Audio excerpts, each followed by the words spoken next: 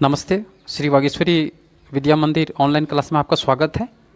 आज जिन विषयों के बारे में चर्चा करेंगे या जिस वंश के बारे में, तो सबसे पहले अपना है गुप्त वंश।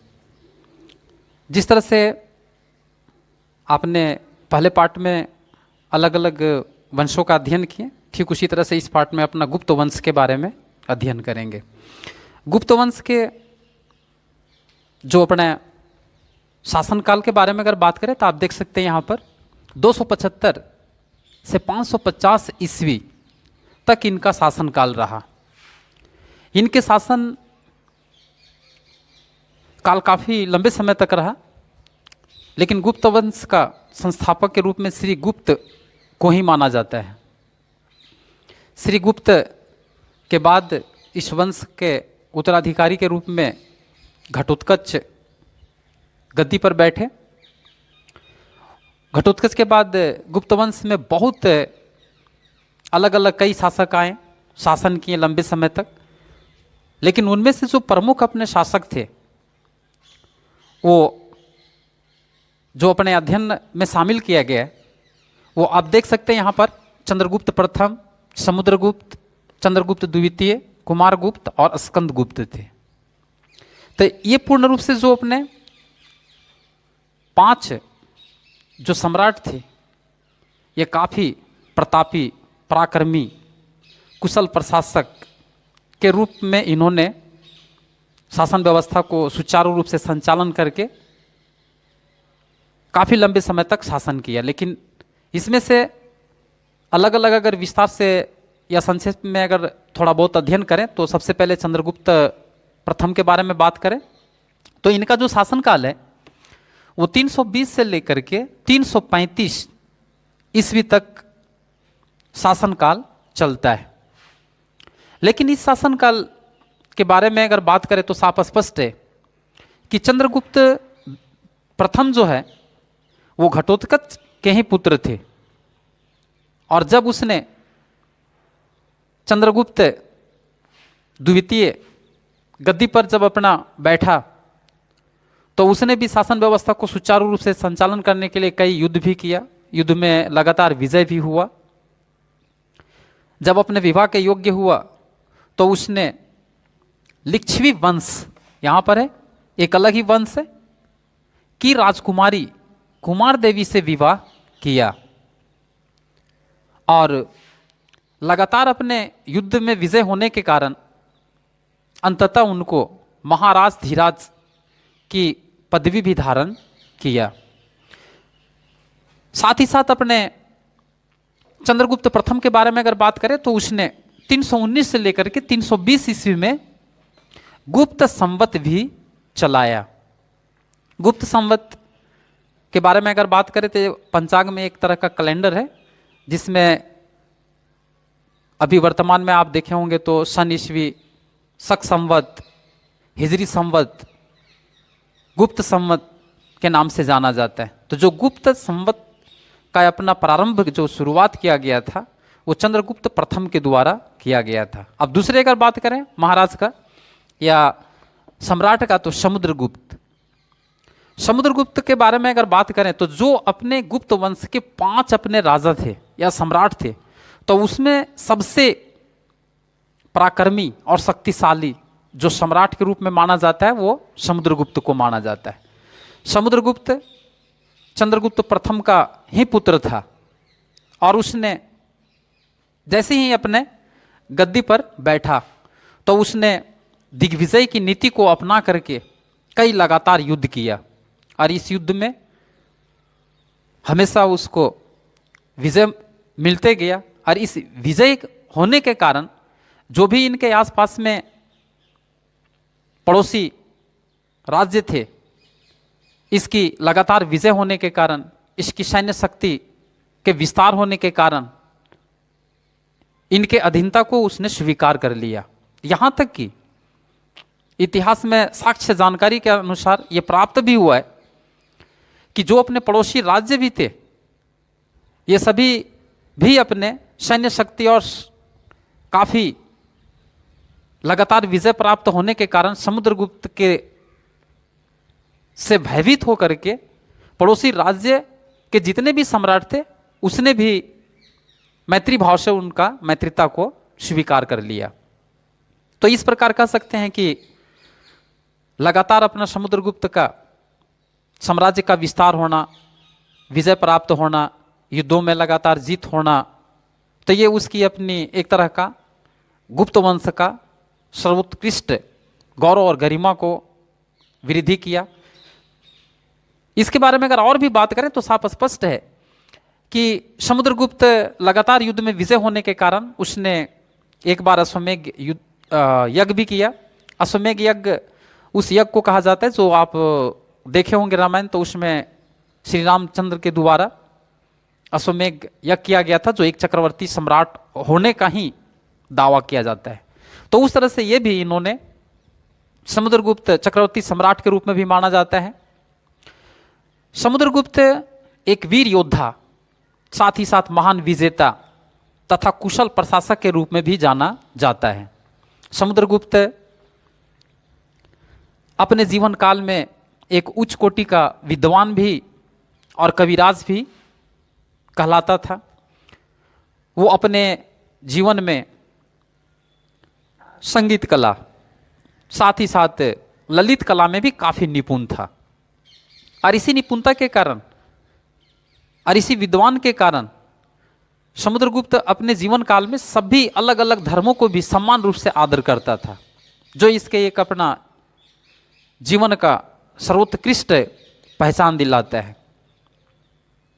आगे अगर बात करें तो यहां पर है चंद्रगुप्त द्वितीय, जिसका शासनकाल 380 से लेकर के 414 ईस्वी तक चलता है। और समुद्रगुप्त का दो पुत्र थे, तो जो अपना बड़ा पुत्र था उसका रामगुप्त नाम था। रामगुप्त गुप्त वंश में शासन को लंबे समय तक नहीं कर पाया। उसका जो शासन काल था वो बहुत ही अल्पकाल माना जाता है। लेकिन इस अल्पकाल के बाद समुद्रगुप्त का छोटा पुत्र जो चंद्रगुप्त द्वितीय के नाम से जाना जाता था, और वो गद्दी पर बैठा। जैसे उसने गद्दी पर बैठा तो निश्चित है कि वो अपने आप में एक पराक्रमी और शक्तिशाली राजा के रूप में उभर करके आया सामने। और उसने भी लगातार युद्ध किया, विजय भी प्राप्त किया, साथ ही साथ कई यज्ञ भी उसने किया। विवाह के जब योग्य हुआ तो उसने नाग वंश की कन्या कुबेर नागा से विवाह किया। और उसकी जो अपनी पुत्री थी जिसका नाम था प्रभावती गुप्त, इसका विवाह वाकाटक नरेश रुद्रसेन से किया। तो निश्चित है कि इसने अपने साम्राज्य को युद्ध के कारण भी अपने जीत करके अपना विस्तार करते रहा। साथ ही साथ अगर कोई शक्तिशाली या कोई अपने निसंतान या कोई अपने पुत्र के अभाव का कारण उसका उत्तराधिकारी नहीं होता था, तो उस वंश के साथ विवाह संबंध स्थापित करके, एक तरह का रिलेशन स्थापित करके चंद्रगुप्त द्वितीय ने अपना साम्राज्य को भी विस्तार किया था। इसके बाद अगर बात करें तो चंद्रगुप्त द्वितीय शकों को भी पराजित किया था। शक एक अलग ही वंश है जो अपने भारत के वंश नहीं माना जाता है। यह शक है वो विदेशी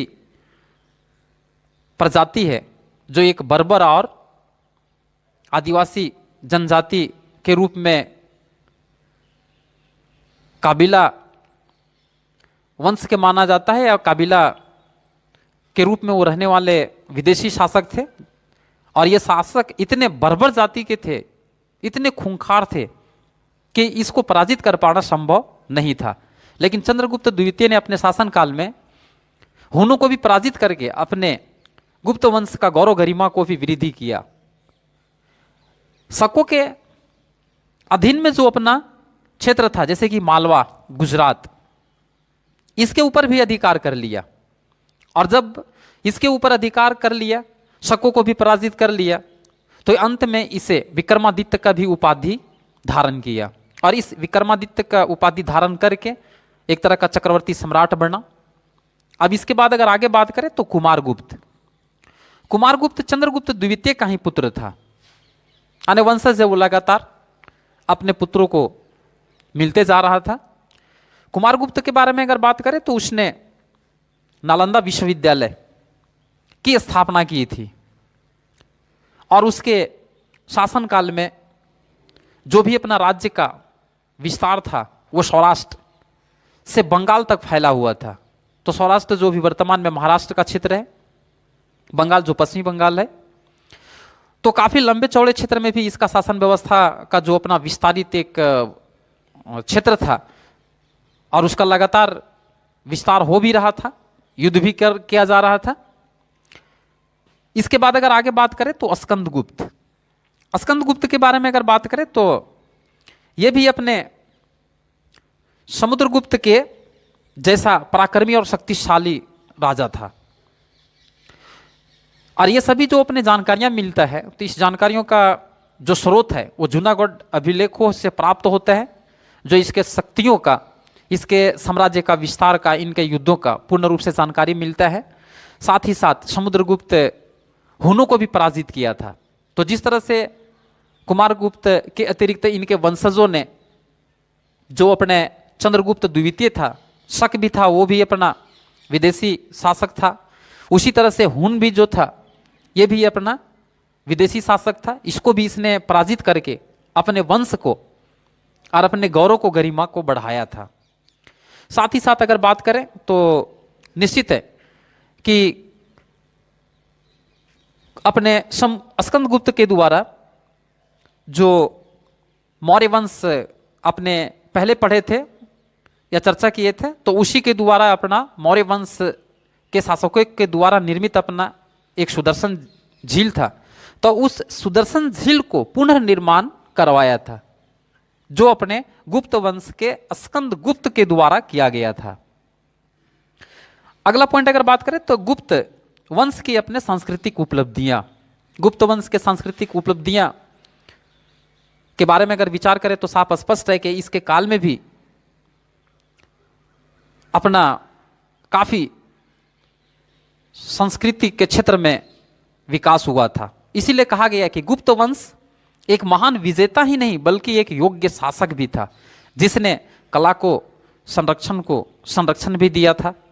इसके क्षेत्र में बहुत सारे अपने अलग अलग क्षेत्र थे जिसका विकास का एक उत्कृष्ट अपना कई जगह अपना उदाहरण भी मिलता है और आज भी वर्तमान में साक्ष्य वो प्रमाण उपस्थित है। जैसे अगर बात करें यहां पर तो अपना कालिदास एक महान कवि और नाटककार के रूप में जाने जाते हैं, जिसने कई महान ग्रंथों का रचना किया था, जैसे अभिज्ञान शकुंतलम, मेघदूत, रघुवंशम। तो ये सभी जो महाकाव्य का रचना किया गया था ये गुप्त वंश के काल में ही किया गया था। दूसरा अगर बात करें इसमें तो विज्ञान के क्षेत्र में अगर बात करें तो ज्ञान विज्ञान के क्षेत्र में भी जैसे गणित है, रसायन शास्त्र है, ज्योतिषी विज्ञान है, या और भी ऐसे चिकित्सा क्षेत्र है, तो इन क्षेत्रों में भी काफी अधिक विकास हुआ था। उस समय अपने जो इसके महान विद्वान जैसे आर्यभट्ट, वारामिहिर, ब्रह्मनंद जैसे विद्वान इसी के काल में थे और उनको यह संरक्षण दे रखा था। लगातार इनका ग्रंथों का जो भी अपना विकास कर रहे थे तो उसको अपना संरक्षण दे रहे थे। आगे अगर बात करें तो कला के क्षेत्र में अगर बात करें तो वस्तुकला, चित्रकला, मूर्तिकला, संगीत कला का भी अपना काफी उन्नति हुआ था। इनके काल में ही दक्षिण भारत या जिन जिन क्षेत्रों में जहां पर इनका शासनकाल था तो उन क्षेत्रों में काफी अधिक भव्य और विशाल मंदिरों का भी अपना निर्माण हो रहा था।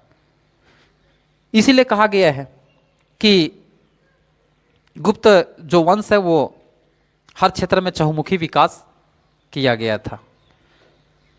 अंततः फिर अपना आगे इसके जो है वो पढ़ेंगे सामाजिक के बारे में, जीवन में क्या किस तरह से बदलाव होता है।